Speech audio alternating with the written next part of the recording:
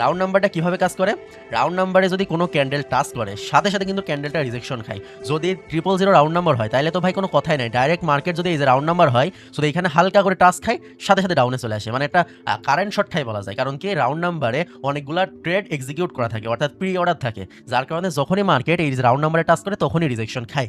এই কারণে অনেকে কি করে যে ক্যান্ডেলটা ওপেন হওয়ার পরে একটু ওয়েট করে কিসের জন্য, যে আশেপাশে যদি কোনো রাউন্ড নাম্বার থাকে, যেমন রানিং ক্যান্ডেলটা ওপেন হয়েছে যে গ্রিন ক্যান্ডেল, এখানে কিন্তু দুইটা রাউন্ড নাম্বার আছে, একটা হইতেছে উপরে একটা হইতেছে নিচে। তো যারা আপের জন্য ট্রেড নিবে তারা কি করবে, ওয়েট করে থাকবে, যদি নিচের রাউন্ড নাম্বারে টাচ করে তাহলে তারা আপে ট্রেড প্লেস করবে। আবার যারা ডাউনে নেবে তারা কি করবে, এই দেখেন এখানে নিচে টাচ করছে, যারা সেফটি মার্জিনের জন্য ওয়েট করতেছিল তারা এখন আপে নিবে, তারা কি হবে একটা সেফটি মার্জিন পাবে। দেখছেন কিরকম একটা কারেন্ট শট খাইছে।